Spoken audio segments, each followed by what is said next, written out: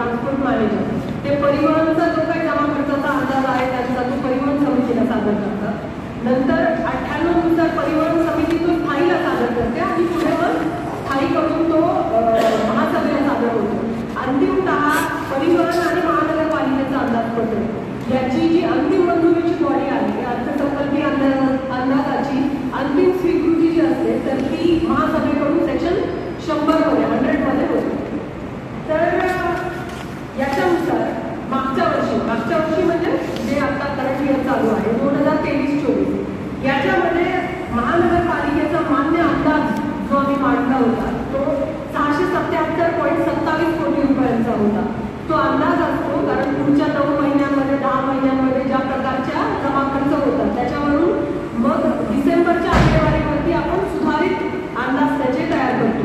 तर आम्ही 677.27 कोटी रुपयांचा जो अंदाज मांडला होता त्याची सुधारित आकडेवारी होऊन 674.53 कोटी रुपये इतके झाले.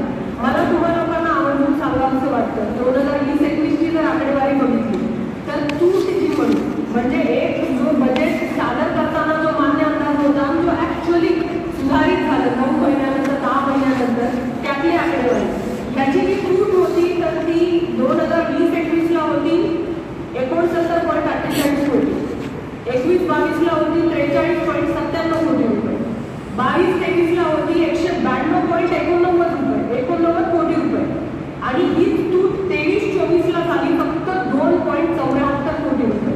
म्हणजे जे मी बजेट मांडतानाही म्हटलं होतं की आम्ही वास्तववादी अंदाजपत्रक सादर करतो आहोत तर त्याच्यासाठी मी आकडेवारी आपल्याला दिली की आम्ही जे मांडलं होतं आणि जे अंतिमतः सुधारित झालं त्यात गॅप किती होती.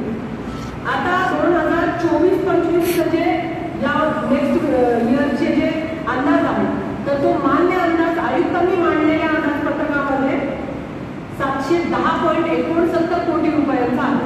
आता याचं जसं वर्ष चालू होतं आणि पुढे डिसेंबरच्या खर्चाच्या आकडेवारीवरती पुढच्या वर्षी पुन्हा बजेट मांडताना हा सुधारित अंदाज होईल. तर आमचा प्रयत्न हाच आहे की जो आपण मान्य अंदाज आता ते फायनान्शियल इयर सुरू व्हायच्या आधी मांडतो आहोत त्याच्यात आणि ऍक्च्युअल आकड्यांमध्ये 9-10 महिन्यानंतर याचा जास्त गॅप असता कामा नये. 2023-24 मध्ये 3 पार्ट असतात, एक महसुली आहे, एक भांडवली आहे आणि एक कर्ज आहे. तर अशा तिन्ही भागांची बेरीज बघितली तर 1075.19 कोटी रुपयांचं अंदाजपत्रक मागच्या वर्षी महासभेनं मंजूर केलं होतं. महसुली, भांडवली आणि कर्ज हे सगळं गृहीत धरून हे 2024-25 जे आहे ची आकडेवारी आहे तर त्याच्यामध्ये काही वाढ होऊन ती आता 1157.23 कोटी रुपये इतक्याचं अंदाजपत्रक आयुक्तांनी स्टँडिंग कमिटी समोर सादर केलेलं आहे. आता याच्यामध्ये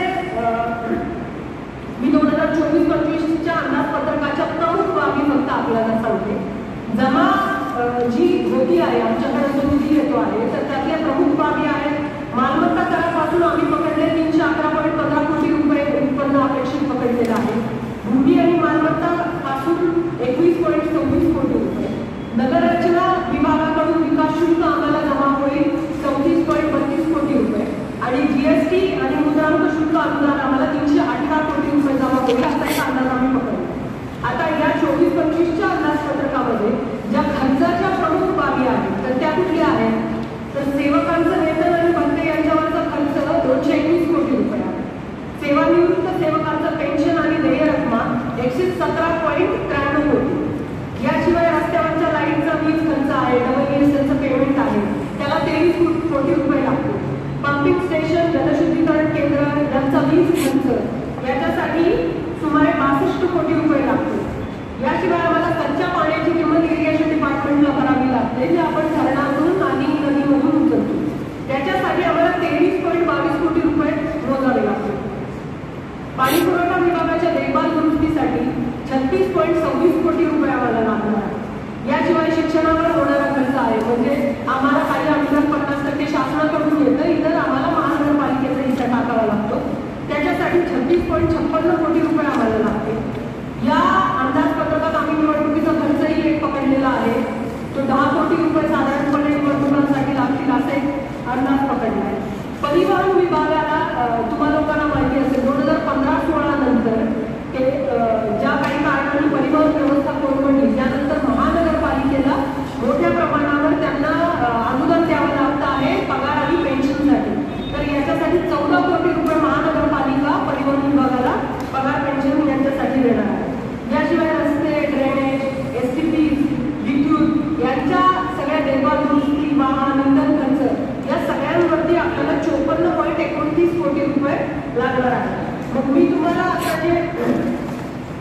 मोठ्या बाबी सांगितल्या.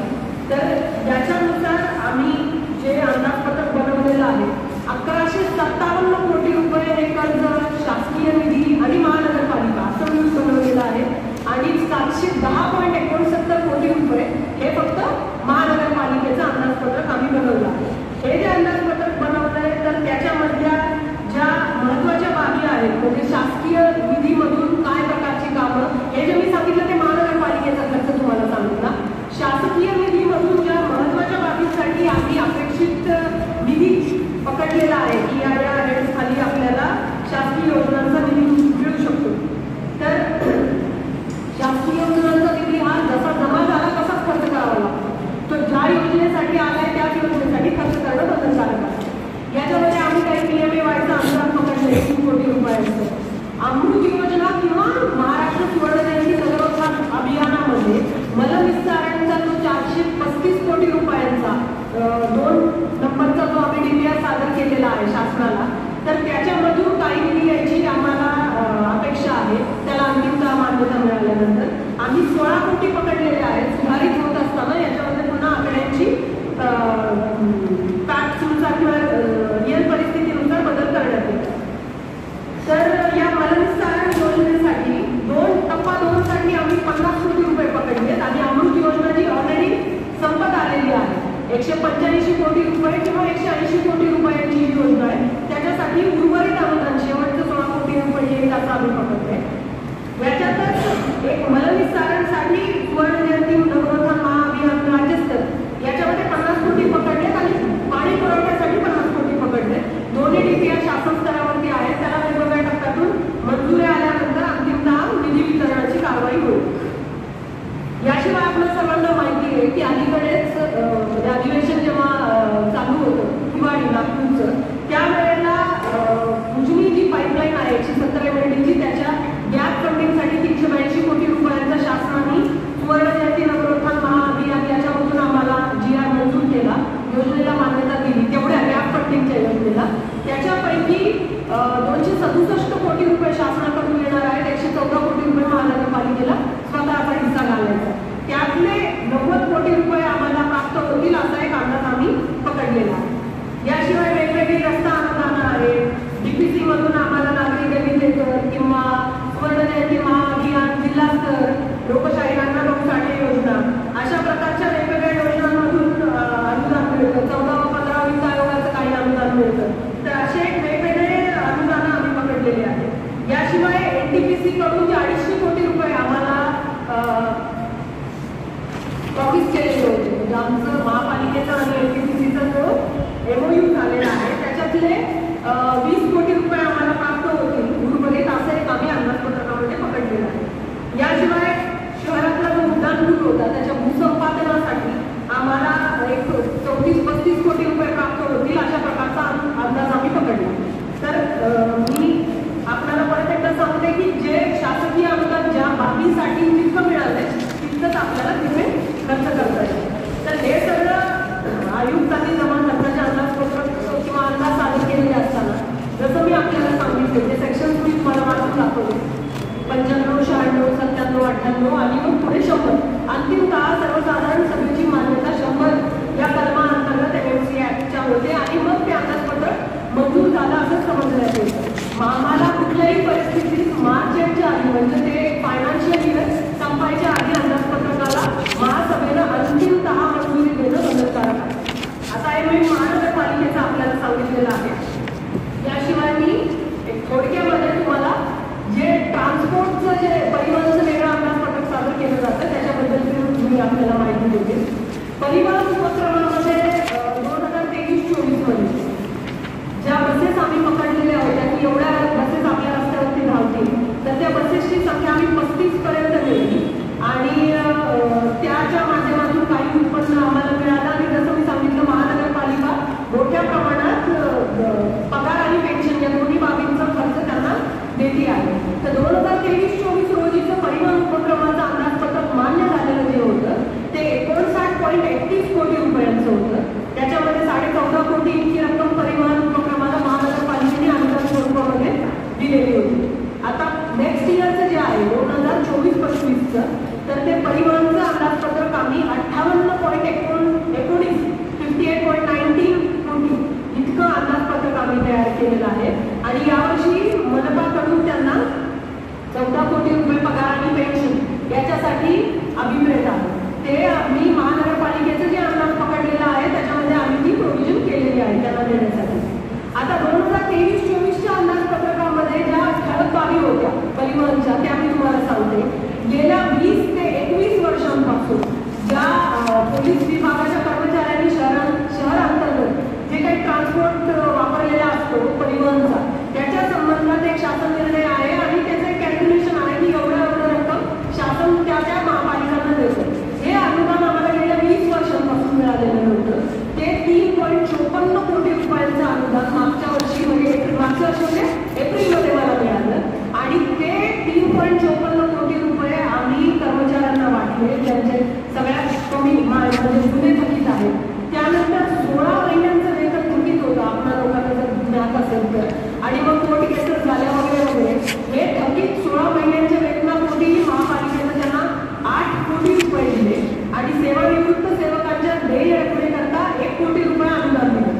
याच्याशिवाय एका केसमध्ये सुप्रीम कोर्टाच्या आदेशानुसार महाराष्ट्र शासनाकडून आम्हाला 30 लाख रुपये परिवहनला एका केसमध्ये प्राप्त झाले.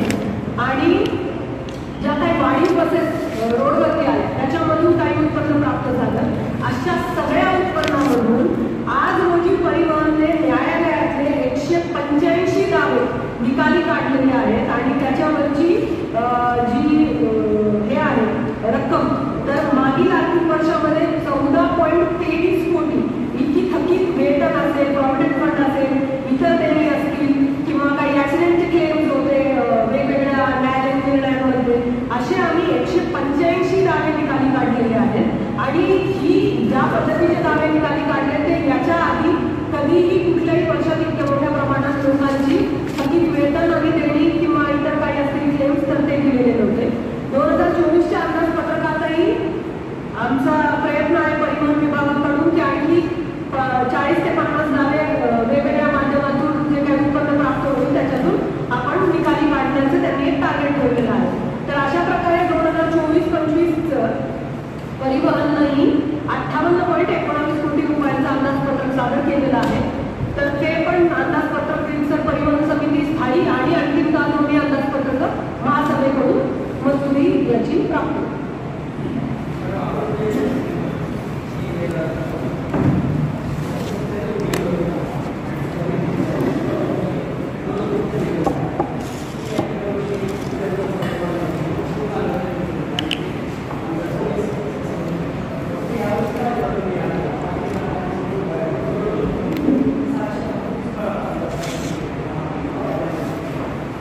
त्याच्यामध्ये म्हणजे जनरल प्रॅक्टिस अशी असते की जमा बाजू फुगवली तर त्या फुगलेल्या जमा बाजूवरून खर्च ऑलरेडी कमिट केला जातो. तर त्या टास्कमध्ये आम्हाला अडकायचं नाही. मला आठवतं आहे मी नवीन कार्यभार घेतल्यानंतर 2016 पासूनची प्रलंबित कॉन्ट्रॅक्टरांची बेळी होती जी आम्ही आता संपवत आणलेली आहेत. आणि आता